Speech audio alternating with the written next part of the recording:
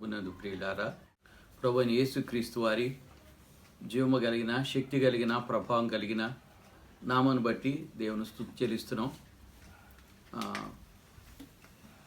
నెట్లో ఏర్పడిన కొంత అంతరాయం వల్ల ఇది మరలా తిరిగి రికార్డ్ చేయటం జరుగుతుంది. దయచేసి గమనించగలరని మనం చేస్తున్నాం. మరి ఈ సమయంలో ప్రార్థన చేసుకుని కార్యక్రమాన్ని ప్రారంభించుకుందాం. సర్వశక్తి కలిగిన మా ప్రియ పరలోక తండ్రి, దయగలిగిన దేవ, మీకే స్తుతులు. కృపగల తండ్రి, ఈ మంగళవారం రాత్రి 8 గంటల నుంచి 9 గంటల వరకు జరిగేటువంటి ఈ కార్యక్రమంలో కొంతవరకు అంతరాయం ఏర్పడినప్పటికీ మీ సందులో చేరి మీ మాటలు ధ్యానం చేయట్లో ఈ బైబిల్ క్లాసులు మాకు ఇచ్చిన అవకాశాన్ని బట్టి స్తోత్ర. దుష్టుడికి ఎటువంటి స్థానం, ఎటువంటి అధికారం లేకుండా మీ నామ ఘనత కొరకు ఈ కార్యక్రమం జరిగించి దయచూపమని మీ సన్నిధి కోరి ప్రార్థిస్తూ మీ కృపగలిగిన దయగలిగిన హస్తాలకు అప్పగిస్తున్నాం. కృపగల తండ్రి, ఆది నుండి అంతవరకు మీ చిత్తానుసారంగా మీ అధ్యక్షతలో మీ నామ ఘనత కొరకు ఈ కార్యక్రమం జరిగించి దయచూపమని, దేవా మమ్మల్ని క్షమించి కనికరించి కృప చూపమని దయగలిగిన మీ నామాన్ని కొరకై స్తోత్రం చెల్లిస్తూ ప్రతి విధమైన అంధకార శక్తులు యేసు నామములో బంధిస్తూ యేసు నామాన్ని బట్టి స్తుతించి ప్రార్థించి అడిగి వేడుకుంటున్నాం ప్రియ తండ్రి, ఆమేన్. మొదట మనందరికి వచ్చిన పాట పాడుకుందాం. ప్రార్థన వినడి పావనుడా, ప్రార్థన మాకు నేర్పుమయ అనేటువంటి పాట మనం పాడుకుందాం. అందరూ మాతో కలిసి పాడండి. ప్రార్థన వినేడి పావనుడా, ప్రార్థన మాకు నేర్పుమయా.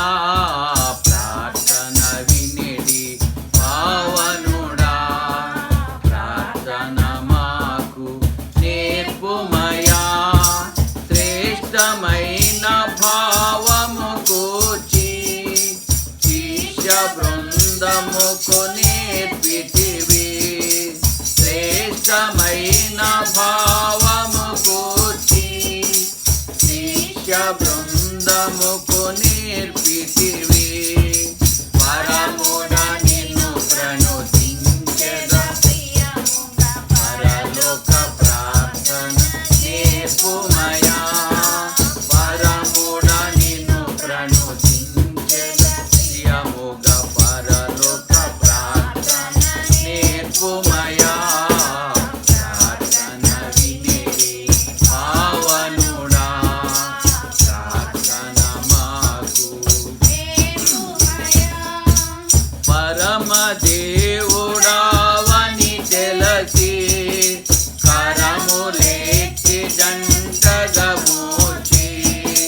పరమ దేవుడావని తెలసి కరములెత్తి జంటగా మోచి. స్థిరమును వంచి సరిగను వేడిన తుంకరి ప్రార్థన నేర్పుమయా.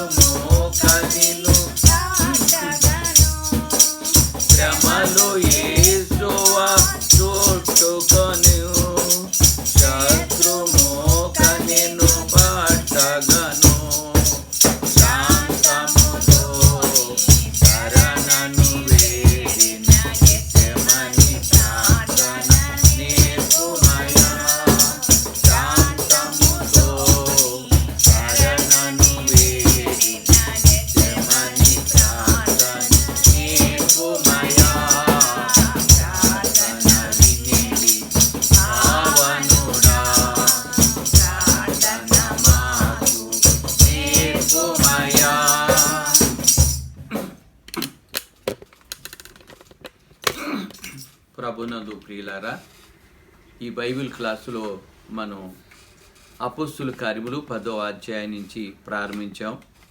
అపోస్తుల కార్యములు 10వ అధ్యాయం 1-2 వచ్చిన భాగంలో కొర్నేలి గారి యొక్క ప్రార్థన దర్శనం ద్వారా, అలాగే 10వ అధ్యాయం 9వ వచనంలో పేతురు గారి ప్రార్థన దర్శనముల నుండి వచ్చిన ఈ వర్తమానాన్ని మనం జాగ్రత్తగా గమనించాలి. వారి ద్వారా ప్రార్థన ద్వారా 10వ అధ్యాయం 20వ వచనం, 22వ వచనం, 33వ వచన భాగంలో ప్రకటన జరిగినట్లు మనం ధ్యానం చేస్తున్నాం. ప్రకటన అలాగే 10వ అధ్యాయం 42వ వచనం, 43వ వచన భాగాల్లో ప్రకటన విన్నటువంటి వారు విశ్వసించినట్టుగా లేఖన భాగంలో నుంచి మనం ధ్యానం చేశాం. అలాగే 4వదిగా విశ్వసించిన వారు 10వ అధ్యాయం 47, 48 వచ్చిన భాగాల్లో బాప్తీసం తీసుకున్నట్టు లేఖన భాగాల్లో మనం ధ్యానం చేసాం.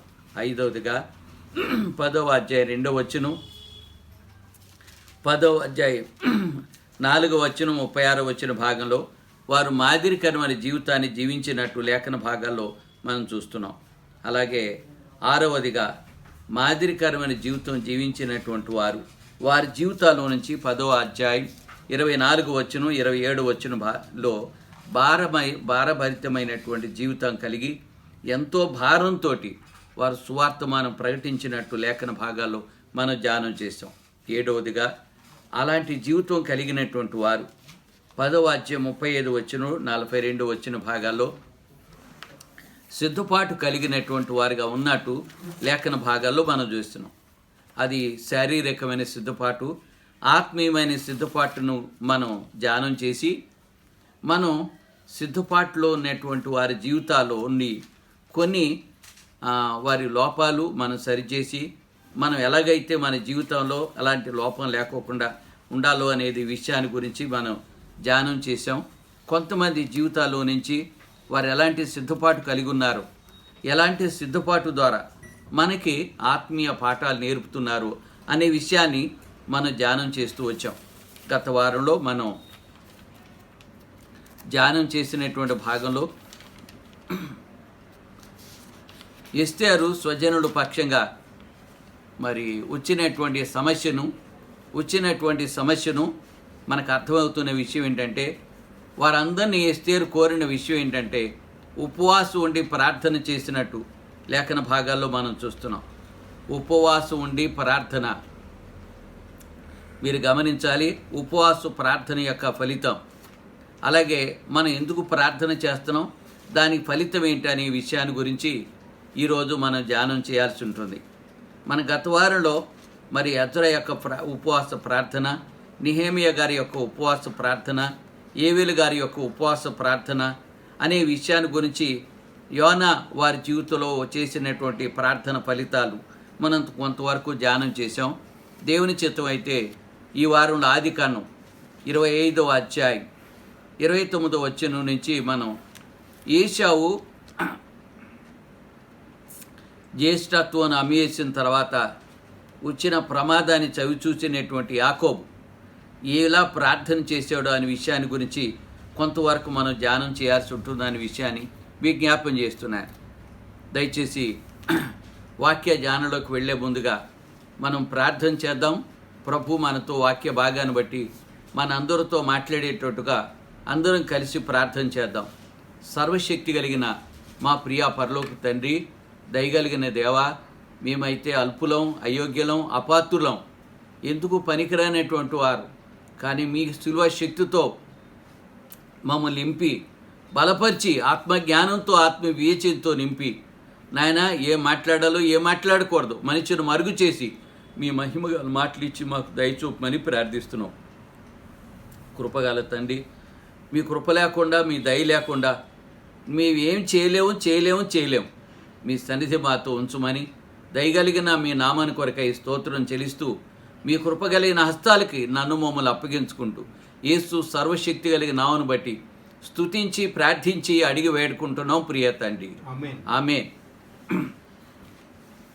ఈరోజు మనం ధ్యానం చేస్తున్నటువంటి భాగం మీరందరూ కూడా గమనించాలి. అదేంటంటే ఆదికాండం 25వ అధ్యాయం 29 వచ్చిన భాగంలో 29. ఒకనాడు యాకోబు కలగూర వంటకము వండుకొనుచుండగా ఏసావు అలసిన వాడై పొలములో నుండి వచ్చి పొలములో నుండి వచ్చి నేను అలసి ఉన్నాను ఆ ఎర్రగా నున్న దానిలో కొంచెము దయచేసి నాకు పెట్టుమని అడిగాను. అందుచేత అతని పేరు ఎదోము అనబడెను. ఆయన పేరు ఏదోము అనబడెను. అందుకు యాకోబు నీ జ్యేష్ఠత్వము నేడు నాకిమ్మని అడుగగా ఏశావు నేను చావబోతున్నాను కదా జ్యేష్ఠత్వం నాకెందుకనేను. యాకోబు నేడు నాతో ప్రమాణము చేయమనెను. అతడు యాకోబుతో ప్రమాణం చేసి అతనికి జ్యేష్ఠత్వమును అమ్మివేయగా యాకోబు ఆహారమును చిక్కుడుగాయల వంటకమును ఏశావుకి ఇచ్చాను. అతడు తిని త్రాగి లేచిపోయాను. అట్లు ఏశావు తన జ్యేష్ఠత్వమును తృణీకరించెను. ఏశావు తన జ్యేష్ఠత్వమును తృణీకరించి యాకోబును అమ్మివేసినట్టు లేఖన భాగాల్లో మనం చూస్తున్నాం. 27వ అధ్యాయం 19 వచ్చిన భాగానికి వెళ్దాం. 27:19. అందుకు యాకోబు నేను ఏశావు అను నీ జ్యేష్ఠ కుమారుడను నీవు నాతో చెప్పిన ప్రకారము చేయు. ఈ మాటలు ఎవరు పలికారు గనక తండ్రి దగ్గర యాకోబు, మోసగాడైన యాకోబు నేనే ఏశావును అంటూ, అందుకు యాకోబు నేను ఏశావును అను నీ జ్యేష్ఠ కుమారుడును నీవు నాతో చెప్పిన ప్రకారం నీవు నన్ను దీవించుటకై లేచి కూర్చుండి నేను వేటాడి తెచ్చిన దాన్ని తినుమన్నెను. అవును. అప్పుడు ఇస్సాకు నా కుమారుడా ఇంత శీఘ్రముగా అది నీకెట్లు దొరికినని అడుగగా అతడు నీ దేవుడైన యెహోవా నా ఎదుటికి దాన్ని రప్పించుట చేతనే అని చెప్పాను. అప్పుడు ఇస్సాకు నా కుమారుడా నీవు ఏశావును నా కుమారుడువో కావో నేను నిన్ను తడివి చూచేది. మనకి ఈ విషయాలన్నీ తెలుసు. మరి యాకోబుని తడివిని చూసి స్వరం యాకోబుదే గాని చేతులు ఏశావు అంటూ తను దీవించినట్లు 35 వచ్చిన భాగానికి వెళదాం. అతడు నీ సహోదరుడు కపటోపాయముతో వచ్చి నీకు రావాల్సిన దీవెన తీసుకుపోయాను. ఏశావు మొదటిసారి తన జ్యేష్ఠత్వాన్ని అమ్మేశాడు. రెండోసారి మరి మోసంతో యాకోబు తన అన్నయ్య అని ఏశావుకు రావాల్సిన దీవెనను పొందినట్లు మనం చూస్తున్నాం. 27వ అధ్యాయం 41 వచ్చిన భాగానికి వెళ్తాం. 27:41. తన తండ్రి యాకోబుకి ఇచ్చిన దీవెన నిమిత్తం ఏశావు అతని మీద పగబెట్టెను. మరియు ఏశావు నా తండ్రిని గూర్చిన దుఃఖ దినములు సమీపంగా నున్నవి. చాలా మంది 42 వచ్చినానికి వెళ్దాం. ఏశావు యాకోబును 27వ అధ్యాయం 42 వచ్చును. రిబ్కా తన పెద్ద కుమారుడైన ఏశావు మాటలను గూర్చి వినినప్పుడు ఆమె తన చిన్న కుమారుడైన యాకోబును పిలువనంపి అతనితో ఇట్లనెను, ఇదిగో నీ అన్నయ్యైన ఏశావు నిన్ను చంపేదనని చెప్పి. అవునండి, ఏ నిర్ణయానికి వచ్చాడు ఏశావు? యాకోబును చంపే అంత పరిస్థితికి వచ్చాడు. అందుకని తల్లి సలహా మేరకు 32వ అధ్యాయం 6వ వచనం ఆ దూతలు యాకోబు వద్దకు తిరిగి వచ్చి, ఇక్కడ మనం చూస్తున్నాం తల్లి సలహా మేరకు అతను బయలుదేరి వెళ్ళినట్టు లేఖన భాగాల్లో మనం చూస్తుంటున్నాం. 32వ అధ్యాయంలో మరలా వెనక్కి తిరిగే దేవుని మాట చొప్పున యాకోబు వెనక్కి తిరిగి రావటం వలన వచ్చినటువంటి పరిస్థితి ఏంటో చదువుదాం. 32వ అధ్యాయం 6వ వచనం. ఆ దూతలు యాకోబు వద్దకు తిరిగి వచ్చి మేము నీ సహోదరుని ఏశావు వద్దకు వెళ్ళితిమి. అతడు 400 మందితో యాకోబు వస్తున్నాడు. ఇప్పుడు దాకా తప్పించుకున్నాడు, ఇన్ని సంవత్సరాలు తప్పించుకున్నాడు, ఇన్ని మోసాలు చేసి తప్పించుకున్నాడు. ఇప్పుడు ఎక్కడికి వెళ్తాడని 400 మందితో బయలుదేరి వస్తున్నట్టు లేఖన భాగాల్లో మనం చూస్తుంటున్నాం. అతడు 400 మందితో నిన్ను ఎదుర్కొని వచ్చుచున్నాడని చెప్పగా యాకోబు మిక్కిలి భయపడి తొందరపడి ఏశావు ఒక గుంపు మీదకి వచ్చి 9వ వచనానికి వెళ్దాం. అప్పుడు యాకోబు నా తండ్రి అయిన అబ్రహాము దేవా ప్రార్థన చేస్తున్నాడు. దిక్కుతోచని పరిస్థితిలో ప్రార్థన చేస్తున్నాడు. ఇది మనం గమనించాల్సిన ప్రాముఖ్యమైన విషయం. చదవండి.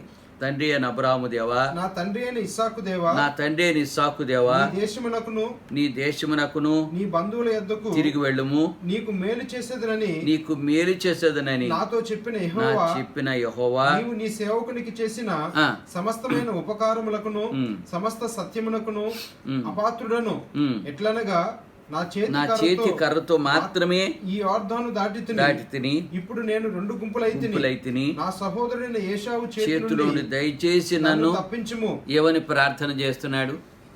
ఏశావు 400 మందితో వస్తున్నాడు. దయచేసి నన్ను తప్పించుమని ప్రార్థన చేస్తున్నాడు. చాలామంది దైవ గ్రంథంలో ప్రార్థన చేసిన వారి లిస్టు ఉంది, కానీ అందులో ప్రాముఖ్యంగా వారి ప్రార్థనకు ఫలితంగా మనం చూస్తున్నటువంటి ఈ భాగాన్ని దయచేసి గమనించాలి. ప్రార్థన చేస్తున్నాడు. చాలా ప్రార్థన చేస్తున్న తర్వాత మనం గమనించాలి.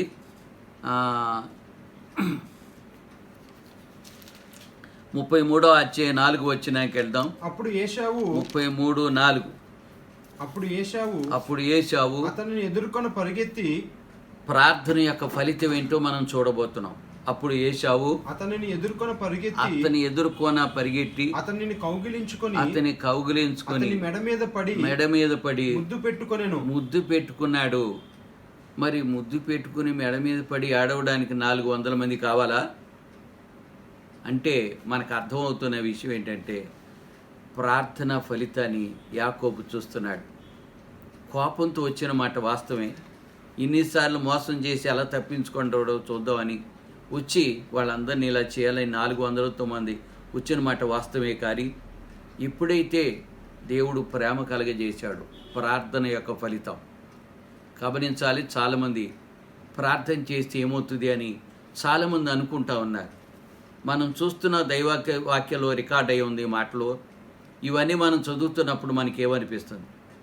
ఆపద కాలంలో, కష్టకాలంలో, శోధనలో, బాధలో, ఇరుకులో, ఇబ్బందులో ఉన్న పరిస్థితిలో, ప్రాణాపాయ పరిస్థితిలో ప్రభు పాదాల దగ్గర మొరపెట్టుగా దేవుడే కనికరించి కృప చూపి, మనకు తెలుసు యాకోబుని ఏ విధంగా అద్భుత రీతిగా దేవుడు కాపాడుతూ వచ్చాడో మనం గమనిస్తూ ఉన్నాం.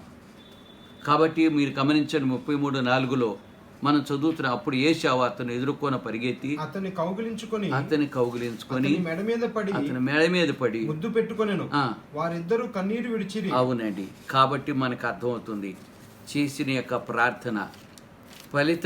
చేసిన ప్రార్థన ఫలితంగా మనకు అర్థమవుతున్న విషయం ఏంటంటే దేవుడు ప్రార్థన విని కఠినమైన హృదయాన్ని ప్రేమగల హృదయంగా మార్చినట్టు లేఖన భాగాల్లో మనం చూస్తుంటున్నాం. దయచేసి గమనించండి. రాజుల రెండో గ్రంథం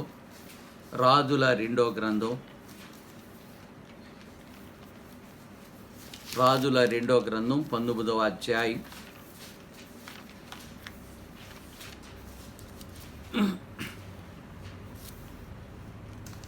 14 వచ్చిన భాగాన్ని నేను చదువుతాం. రాజుల 2వ గ్రంథం 19వ అధ్యాయం 14 వచనం. హిజ్కియా దూతల చేతిలో నుండి ఉత్తరము తీసుకొని చదివి యెహోవా మందిరంలోనికి పోయి యెహోవా సన్నిధిని దాన్ని విప్పి పరచి యెహోవా సన్నిధిలో ఏం చేశాడు ఆయన? దాన్ని విప్పి పరిచి యెహోవా సన్నిధిని ఇట్లు ప్రార్థన చేశాను. దేవుని సన్నిధిలో ప్రార్థన చేస్తున్నాడు. రాజైన హిజ్కియా తనకు కలిగినటువంటి తీవ్రమైన ప్రమాదకరమైన పరిస్థితి నుంచి తప్పించమని ప్రభుని వేడుకుంటున్నట్టు మనం చూస్తుంటున్నాం. మనకు అర్థమవుతున్న విషయం, దేవుని మందిరానికి పోయి యెహోవా సన్నిధిలోని విప్పిపరిచి ఏది ఉత్తరము తీసుకొని చదివి యెహోవా మందిరంలోనికి పోయి యెహోవా సన్నిధిని దాన్ని విప్పి పరిచి యెహోవా సన్నిధిని ఇట్లని ప్రార్థన చేశాను చదవండి. యెహోవా కెరూబుల మధ్యను నివసించుచున్న ఇశ్రాయేలీయుల దేవా భూమి ఆకాశములను కలుగజేసిన అద్వితీయ దేవా నీవు లోకమందున్న సకల రాజ్యములకు దేవుడువై ఉన్నావు. యెహోవా చెవియొగ్గి ఆలకింపుము. యెహోవా కన్నులు తెరచి దృష్టించుము. జీవము గల దేవుడువైన నిన్ను దూషించుటకై సన్హెరీబు పంపిన వాని మాటలను చెవిని పెట్టుము. యెహోవా అషూరు రాజులు ఆ జనములను వారి దేశములను పాడు చేసి వారి దేవతలను అగ్నిలో వేసినది నిజమే. 19 వచ్చిన యెహోవా మా దేవా లోకమందున్న సమస్త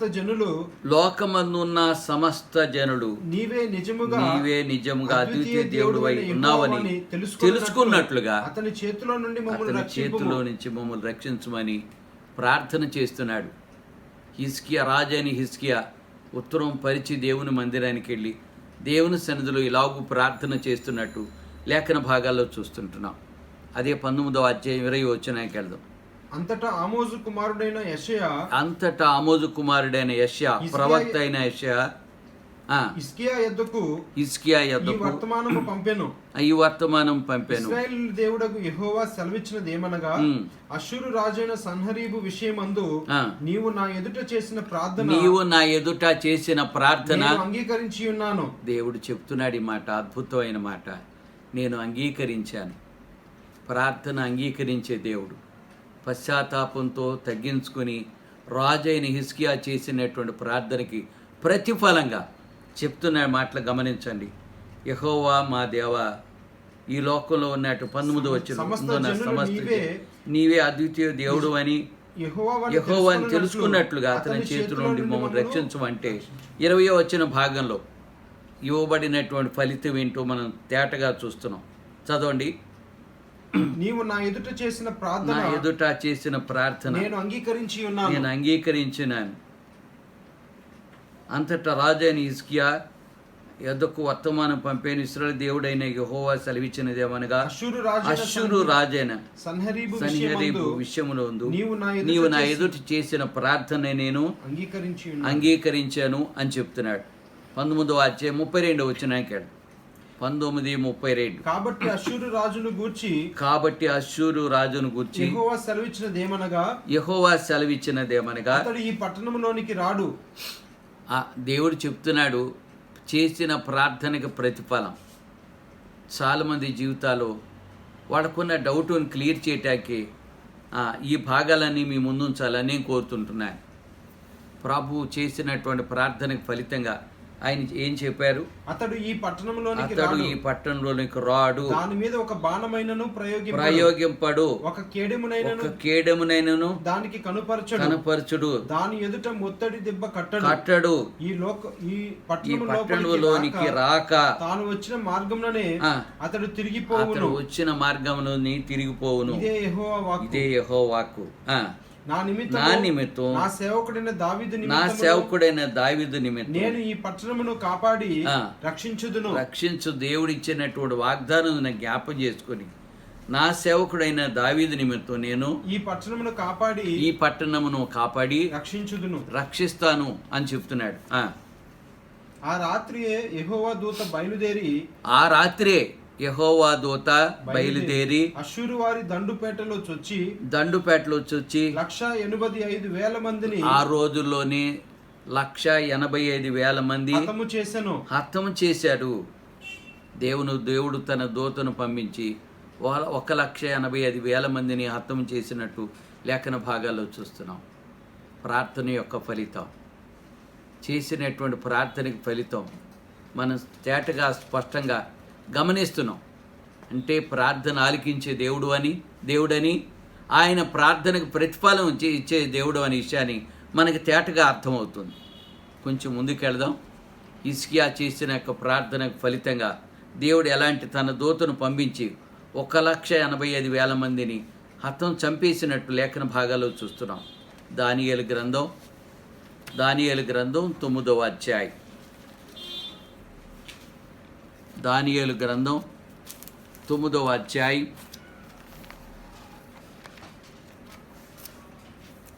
2వ వచన భాగాన్ని నుంచి చదువు.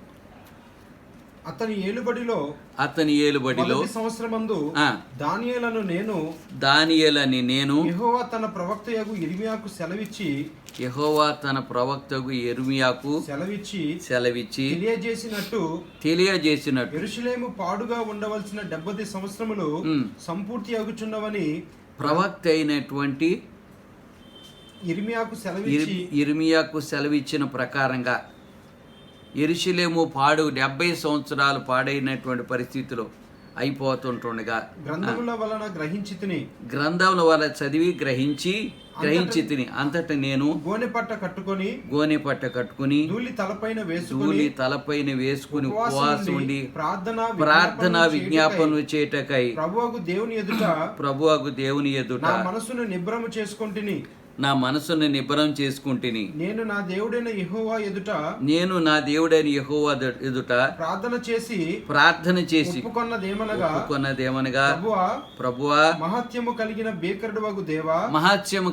భీకరుడు ఒక దేవా నీ ఆజ్ఞలను అనుసరించి నడుచువారి ఎడల నీ బంధను నీ కృపను జ్ఞాపం చేసుకుని వాడా మేమైతే నీ దాసులకు ప్రవక్తలు నీ నామమును బట్టి మా రాజులకును మా అధిపతులకును మా పితరులకును యూదా దేశ జనులందరికీ చెప్పిన మాటను ఆలకింపక ఏమని ఒప్పుకుంటున్నాడు ప్రార్థనలో? మేమును మా రాజులను మా అధిపతులు మా పితరులు యూదా దేశము జనులందరికీ చెప్పిన మాటలు ఆలకింపక ఏమని ఒప్పుకుంటున్నాడు? చాలా మంది వారు చేసిన తప్పిదాలు కప్పుచ్చుకొని ప్రార్థన చేస్తే దేవుడు వినడు. మరి ఏం చేయాలి? ఒప్పుకోవాలి. వారు చేసినటువంటి ప్రార్థనకు ముందు మనం చేసిన అపరాధంలో దేవునికి వృద్ధమైన ఏవైతే ఉన్నాయో వాటన్నిటిని ఒప్పుకోవాలి. ఒప్పుకొని ఒప్పుకుంటున్నాడు ఇలాగని నీ ఆజ్ఞలను నీ విధులను అనుసరించటం మాని పాపులమును దుష్టులనై చెడుతనమునందు ప్రవర్తించుచు తిరుగుబాటు చేసిన వారు ప్రభువా ఒప్పుకుంటున్నాడు. ఆయన మేము తిరుగుబాటు చేశాం, మా పితరులు తిరుగుబాటు చేశారు, ఆయన ఒప్పుకుంటున్నాడు. ప్రభువా నీవే నీతిమంతుడు, మేమైతే సిగ్గుచేత ముఖ వికారం పొందిన వారము మేము నీ మీద తిరుగుబాటు చేసి బట్టి నీవు సకల దేశములకు మమ్మును తరిమితివి.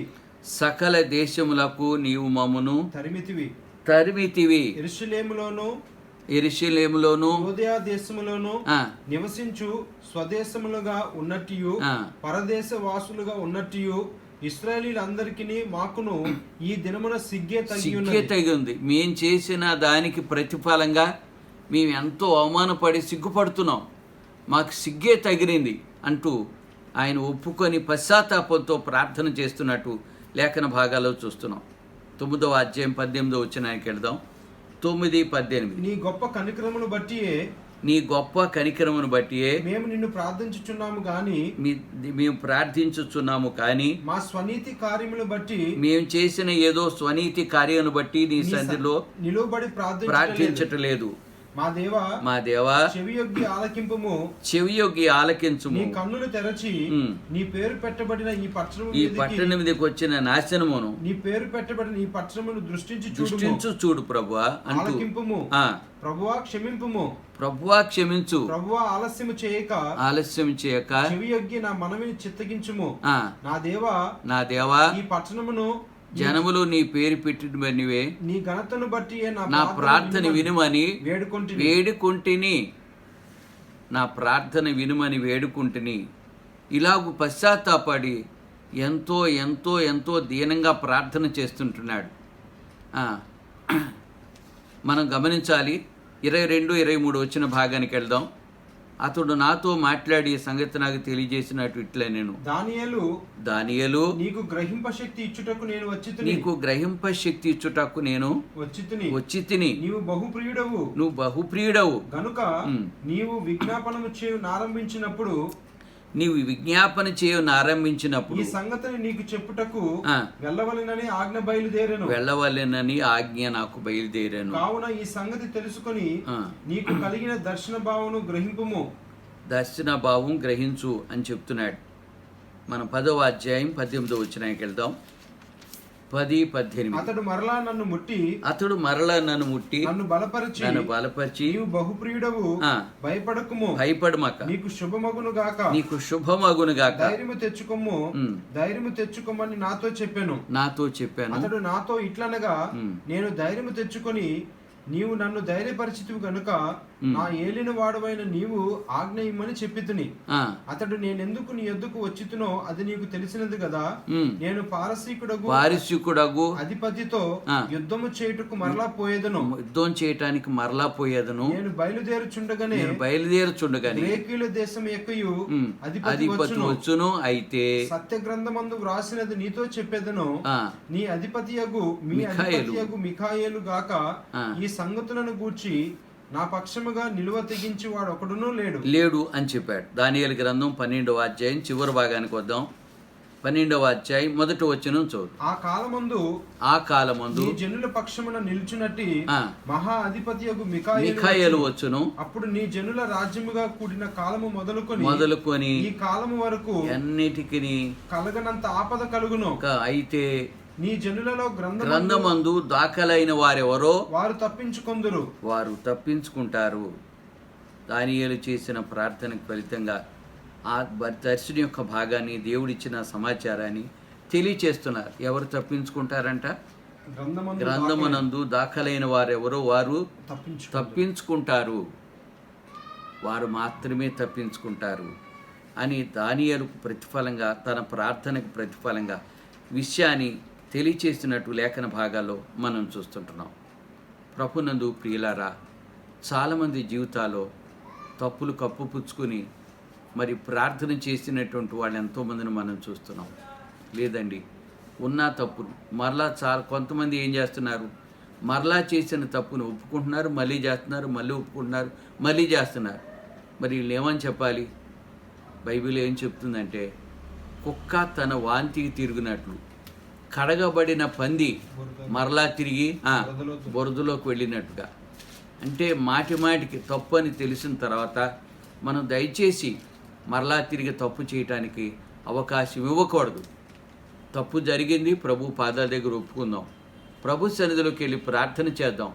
ప్రభు, నేను తప్పు చేశాను, నన్ను క్షమించి ఇదిగో నాకు ఈ కార్యం చేయి ప్రభు అని అడగటం సబబుగా ఉంటుంది. అది వాక్యానుసారం. కానీ మన జీవితకాలంలో మాటికి తప్పు చేయటం, మాటికి దేవునికి అవిధేయులుగా ఉండటం, మాటికి మనకి దేవుని కోపం తెప్పించడం మంచిది కాదు. మరలా తిరిగి దేవుని దగ్గరికి వెళ్ళి నాకు అది కావాలి, అది చేయి, ఇది చేయమని ప్రార్థన చేయటం మీరే చెప్పండి ఎంతవరకు సబబుగా ఉందో. దానికి ప్రార్థనకు ప్రతిఫలం పొందగలుగుతామా? దయచేసి చూడండి. యోనా గ్రంథం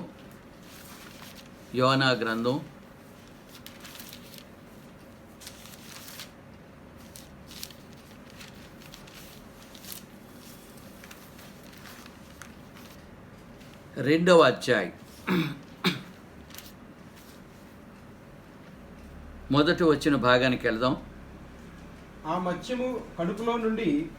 మత్స్యపు కడుపులోని మనకు తెలుసు, యోనా నినివే పట్టణానికి దేవుడు వెళ్ళి ఇంకా 40 దినాలు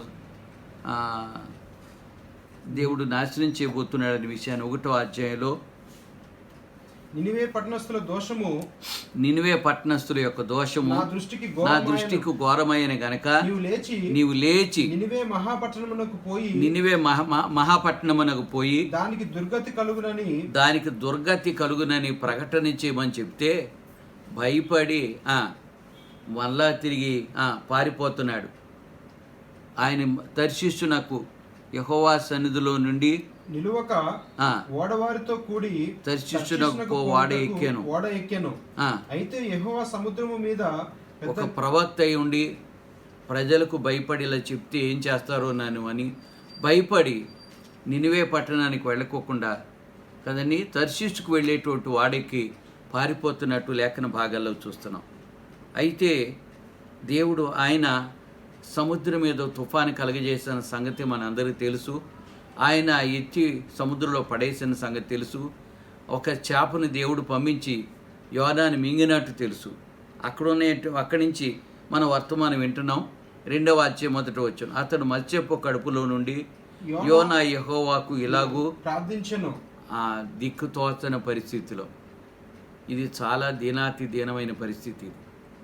తప్పు చేసిన మాట వాస్తవే. మరలా తిరిగి తప్పుకు దేవుడు ఎవరు చూస్తాడనుకున్నారా? దేవుడు చూస్తాడనేటువంటి విషయం ప్రవక్తకు అర్థమైంది. ఏమైనా ఉంటే విషయాలు దేవునితోటే మాట్లాడాలి, దేవుని దగ్గర నుంచి పొందుకోవాలి. కానీ తన సొంత ఆలోచన ప్రకారం భయపడి తప్పించుకోవటానికి మరొక ప్రాంతానికి వెళ్ళిపోతున్నట్టు లేఖన భాగాలు ఇప్పుడే మనం చదివాం. అయితే ఇప్పుడు మనకున్న పరిస్థితి ఏంటంటే జాగ్రత్తగా గమనించండి. నేను ఉపద్రవంలో ఉండి, నేను ఎప్పుడు ఉపద్రవములో అంటే చేప కడుపులో ఉండి, ఉపద్రవంలో నుండి యెహోవాకు మనవి చేయగా ఆయన నాకు ప్రత్యుత్తరం ఇచ్చాను. పాతాళ గర్భంలో నుండి నేను కేకలు వేయగా నీవు నా ప్రార్థన అంగీకరించినావు. నీవు నన్ను అగాధమైన సముద్ర గర్భములో పడవేసి ఉన్నావు. ప్రవాహములు నన్ను చుట్టుకొని ఉన్నవి, నీ తరంగములను నీ కురులను నన్ను కప్పి ఉన్నవి. 9వ వచనానికి వెళ్దాం.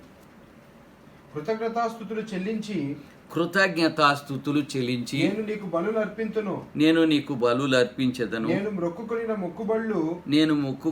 మొక్కుబళ్ళు చెల్లింపక మానను. యెహోవా యొద్దనే రక్షణ దొరుకును. ఏమని ప్రార్థన చేస్తున్నాడు? యెహోవా యొద్ద నుంచి పారిపోతున్నాడు. ఇప్పుడు మరలా తిరిగి పశ్చాత్తాపడి ప్రభు పాదాల దగ్గరికి వచ్చి శరణు వేరుకుంటున్నాడు. యెహోవా యొద్దనే రక్షణ దొరుకు నేను ప్రార్థించాను. అంతలో యెహోవా మత్స్యములకు ఆజ్ఞ ఇవ్వగా అది యోనాను నేల మీద కక్కివేశాను. మనకు అర్థమవుతున్న విషయం ఏంటంటే, ఇప్పుడు ఎక్కడ తప్పించుకోగలడు? మరి నినివేకు వెళ్ళకోకుండా తప్పించుకుందామని తర్షీషుకు పారిపోతుంటే దేవుడు చూస్తూ కూర్చుంటాడని చాలామంది మనం అవిధేయులైనటువంటి వారు, దేవుడు నన్ను ఏం చేయలేడులే, నేను భలే తప్పించేసుకున్నానులే అనుకుంటున్నారు. లేదండి, మంచిది కాదు. అలాంటి ఆలోచన మంచిది కాదు, ఏమాత్రం కూడా శ్రేయస్కరం కాదు. మరి మనం ఏం చేయాలి? మనకు అర్థమవుతున్న విషయం ఏంటంటే దేవుడు చూస్తున్నవాడు కదండి. మన దేవునికి అవిధేయతగా ప్రవర్తిస్తే దేవుడు అలాగే చూస్తూ కూర్చోడు. చాలామంది అభిప్రాయం ఏంటంటే, నేను తప్పు చేసి భలే తప్పించేసుకున్నానులే అనుకుంటున్నారు. కాదండి, అది ఏమాత్రం కూడా మంచి ఆలోచన కానే కాదు. దేవుడు చూస్తున్నాడు. నీ తప్పుకి తప్పుగా ప్రతిఫలం ఉంటుందనే విషయాన్ని మర్చిపోకూడదు. అది చిన్నదైనా పెద్దదైనా మనందరికీ తెలుసు. నేను చాలాసార్లు గుర్తు చేస్తాను. అదేంటంటే, మనుషుడు ఏ విత్తునో కదండి, వాని క్రియను బట్టి దేవుడు ఏం చేస్తాడట? ప్రతిఫలం ఇస్తాడని లేఖనం చెబుతోంది. వాని క్రియను బట్టి. కాబట్టి నువ్వు మంచి క్రియలు చేసావా, మంచి ప్రతిఫలం వస్తుంది. చెడ్డ క్రియలు చేసావా, చెడ్డ ప్రతిఫలం వస్తుంది. కాబట్టి దయచేసి గమనించి ఈ విషయంలో తేటగా గమనించాలని ప్రభు పక్షంగా ప్రేమతో మనవి చేస్తున్నాను. మనకి ఉన్నటువంటి లేఖన భాగంలో నుంచి ఇలాగని ప్రార్థన చేస్తూ దేవుని సన్నిధిలో పశ్చాత్తాపడుతున్నాడు. ఆ కారణం చేత మరి చేప కడుపులో ఎంత భయంకరంగా ఎలా ఉన్నాడో అరుస్తున్నాడు, కేకలు పెడుతున్నాడు. అగాధంలో నేను ఉండిపోయాను అని ఇలాగూ అరుస్తున్నాడు. నిజంగా ఎంత భయంకరమైన పరిస్థితిలో వాస్తవికంగా యోనా ఉన్నాడు. ఇదేమీ కట్టుకథ కాదు, వాస్తవిక జరిగినటువంటి విషయం. మనందరికి అర్థమవుతున్న విషయం ఏంటంటే, దేవుడు ప్రార్థన ఆలకించేవాడు. క్షమించి కనికరించి కృప చూపి యోనాని మరలా తిరిగి నేల మీద కక్కినట్టు లేఖన భాగాల్లో చూస్తుంటున్నాం. మనం దైవాక్య భాగంలోకి వెళదాం. దయచేసి గమనించాలని మనం చేస్తున్నాం. ఎజ్రా గ్రంథం 10వ అధ్యాయం. ఎజ్రా గ్రంథం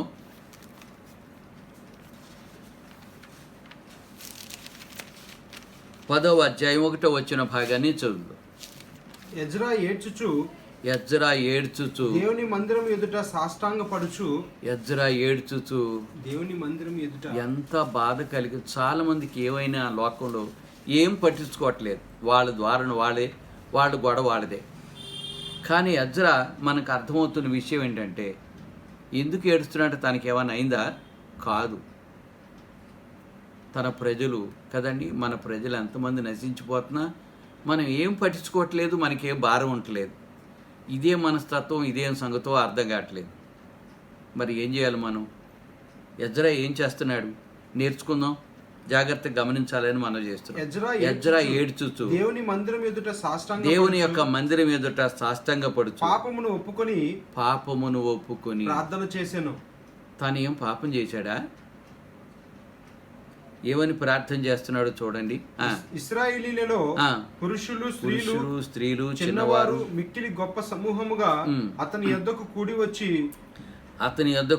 వచ్చి బహుగా ఏడుస్తున్నారు. కారణం ఏంటో రాసింది అక్కడ. బహుగా ఏడుస్తున్నారు. తప్పు చేశారు, దేవునికి విరుద్ధమైన తప్పు అన్న సంగతి ఎప్పుడైతే తెలిసిందో వాళ్ళు కూడా వచ్చి ఏం చేస్తున్నారు? మిక్కిలి గొప్ప జన సమూహం అతని యొద్ద కూడి వచ్చి బహుగా ఏడవగా ఏలాము కుమారులు అప్పుడు మెహీయేలు కుమారుడైన షెకన్యా మా దేవుని దృష్టికి పాపము చేసేమని ఒప్పుకుంటున్నారు. ఏం చేశారు? ఏం పాపం? దేశమందుండు అన్ని జనులలోని స్త్రీలను మేము దేశమందుండి అన్యజనులలోని స్త్రీలను పెళ్లి చేసుకుని మా దేవుని దృష్టికి పాపం చేసితివి అని ఒప్పుకుంటున్నారు. అన్యజనులు చాలామంది ఈరోజు కూడా మారు మనసు పొందినోళ్ళు చేసుకుంటున్నారు. అన్యజనులు అంటే వేరే కాదు, మారు మనసు పొందినోళ్ళు చేసుకుంటున్నారు. కాబట్టి ఇక్కడ మనకు అర్థమవుతున్న విషయం ఏంటంటే అన్యజనులోని స్త్రీలను పెళ్లి చేసుకుని మా దేవుని దృష్టికి పాపం చేసితివని పశ్చాత్తాపంతో ఒప్పుకుంటున్నట్టు లేఖన భాగాల్లో మనం చూస్తుంటున్నాం. మరి ఒప్పుకోలు ప్రార్థన, కప్పుకోలు ప్రార్థన కాదు. నేను చాలాసార్లు చెప్తున్నాను, గుర్తు చేస్తున్నాను. ఏం చేయాలి ఇప్పుడు? ఒప్పుకోవాలా, కప్పుకోవాలా? ఒప్పుకోవాలండి. తను ఎవరైతే తప్పు చేశారో వాళ్ళందరూ కూడా వచ్చి ఎజ్రాతో కూడా ఎజ్రాకి ఇచ్చిన బాధ్యతను బట్టి, భారాన్ని బట్టి ఎజ్రా ఏడుస్తున్నాడు.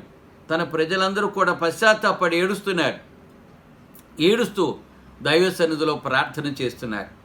గమనించాలి. ప్రార్థన చేస్తూ దేవుని సన్నిధిలో ఒప్పుకుంటున్నట్టుగా లేఖన భాగాల్లో మనం చూస్తుంటున్నాం. మరి దానికి ఫలితంగా దేవుడు చేసినటువంటి ఫలితం దయచేసి చూడండి. ఎజ్రా గ్రంథం 10వ అధ్యాయంలోని 11 వచనం కండి. 10-11. కాబట్టి ఇప్పుడు మీ పితరుల యొక్క దేవుడైన యెహోవా ఎదుట మీ పాపమును ఒప్పుకొని ఏం చేయాలి? ఒప్పుకోవాలా, కప్పుకోవాలా? మీ పాపమును ఒప్పుకోవాలి. దయచేసి గమనించండి. దయచేసి చేసిన పాపను కప్పుకోవద్దని, తేటగా ప్రభు సన్నిధిలో ఒప్పుకోవాలని ప్రభు పక్షంగా ప్రేమతో మనం చేస్తున్నాం. ఎజ్రా కదండి, దైవజనుడైనటువంటి ఎజ్రా ప్రభు సన్నిధిలో పశ్చాత్తాపంతో ప్రార్థన చేసి పాపను ఒప్పుకుని దైవ సన్నిధిలో ఉన్నట్టుగా లేఖన భాగాల్లో మనం చూస్తుంటున్నాం. దయచేసి ఈ విషయాన్ని గమనించాలి. మరి ముందుకు వెళదాం ఈ విషయాల్లో. మరి మత్తయి సువార్త 8వ అధ్యాయం.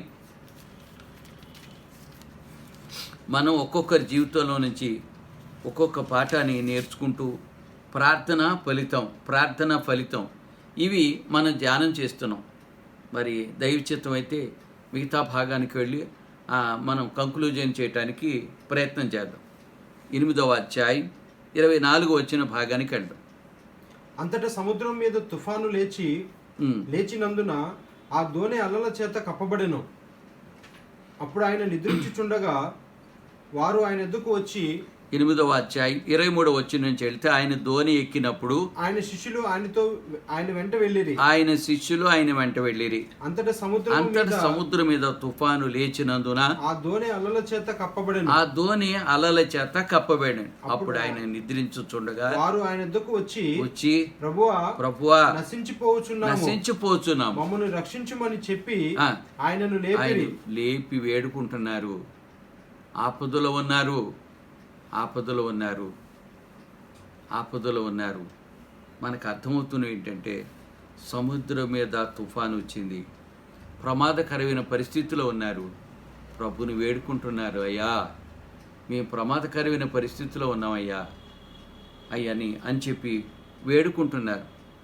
అప్పుడు ఆయన వచ్చి, ప్రభువా నశించిపోతున్నాం, మమ్మల్ని రక్షించమని చెప్పి నేను లేపిరి. అందుకు ఆయన అల్ప విశ్వాసులారా ఎందుకు భయపడుచున్నారని వారితో చెప్పి లేచి గాలిని సముద్రమును గద్దింపగా మిక్కిలి నిమ్మలమాయెను. ఆ మనుషులు ఆశ్చర్యపడి ఈయన ఎట్టివాడో. ఆగండి, దేవుడు వాళ్ళకి ఒక పాఠాన్ని వారి జీవితం ద్వారా నేర్పాలని ఉద్దేశించినట్టు లేఖన భాగాల్లో చూస్తున్నాం. ఒక పాఠం నేర్పాలని ఈ సంఘటన ద్వారా. దేవుడు ఉన్నాడు. ఆయన కూడా ఎక్కడున్నాడు? అదే నావలో ధోనిలో ఉన్నాడు. మరి ప్రభు ఉన్నాడన్న సంగతి కదా తెలుసా? ప్రభు ఉండగా ఏ కార్యం జరగదు అన్న సంగతి తెలుసా? తెలియదు వాళ్ళకి. తుఫాను చూసే భయపడుతున్నారు కానీ ప్రభు మనతోటి ఉన్నాడు, మనకేం కాదు అనే విషయాన్ని అర్థం కాలేదు వాళ్ళకి. మరి ఇప్పుడేం అర్థం కావాలి వాళ్ళకి? వాళ్ళలో ఏముండిపోయిందంట? ప్రభు ఆ మాటే చెప్తున్నాడు 26 వచనం. అందుకైనా అల్ప విశ్వాసం. ఎక్కడో విశ్వాసం ఉంది కానీ ఎలా ఉంది? అది అల్పంగా ఉంది, స్వల్పంగా ఉంది. చాలామందికి సంపూర్ణమైన విశ్వాసతలు ఉండటం చాలా కొరవ, చాలా కష్టం. మన ఒక మాటలో చెప్పాలంటే మన అందరం కూడా అదే జీవితవ్యూహం. ఏమని? అల్ప విశ్వాసులారా ఎందుకు భయపడుతున్నారు? వారితో చెప్పి లేచి గాలిని సముద్రం గద్దింపగా మిక్కిలి నిమ్మలమాయెను. అందుకు మనుషులు ఆశ్చర్యపడి ఈయన ఎట్టివాడో తెలియకోకుండా ప్రభుని వెంబడిస్తున్నట్టుగా మనకు అర్థమవుతుంది. ప్రజలు ఎట్టువారో తెలుసుకోవాలి. శిష్యులు ఆ రోజు ఎట్టువారో తెలియకుండా ఆయన వెంబడించారు. మనకు అర్థమవుతుంది ఇక్కడ కదండి. ఇప్పుడు ఆయన ఎట్టివాడో, ఇప్పుడు ఏమనుకుంటున్నారు వాళ్ళు? ఈయన ఇటువాడో, ఈయనకు గాలియు సముద్రమును లోబడుచున్నావని చెప్పుకున్నారు. అరే ఇదేంటి సముద్రం చెప్పగానే ఆగిపోయింది, గాలి ఆగిపోయింది, తుఫాన్ ఆగిపోయింది అని చెప్పుకుంటున్నారు. ప్రభు వాళ్ళకి అర్థం కాలేదు. లోకంలో చాలామందికి ప్రార్థన చేస్తున్నారు, ప్రభుని వెంబడిస్తున్నారు, కానీ చాలామందికి ప్రభు అర్థం కాలేదు. ఈరోజు కూడా చాలామందికి అర్థం కాలేదు. ప్రభు ఈ కార్యం చేయలేని కార్యం అంటూ లేదు అన్న సంగతి చాలామందికి అర్థం కావట్లేదు. మరి మనం ఏం చేయాలి? వీళ్ళు మనకి నేర్పే పాఠం ఏంటి అంటే మనం కూడా అర్థం చేసుకోవాలి. ప్రభు చేయలేని కార్యం అంటూ ఒక్కడు కూడా లేదు ఉండదు. ఆయన సర్వ సృష్టికి కారణభూతుడు అన్న సంగతి వాళ్ళకి అర్థం కాల. సర్వానికి ఆధారభూతుడు అన్న సంగతి అర్థం కాలేదు వాళ్ళకి.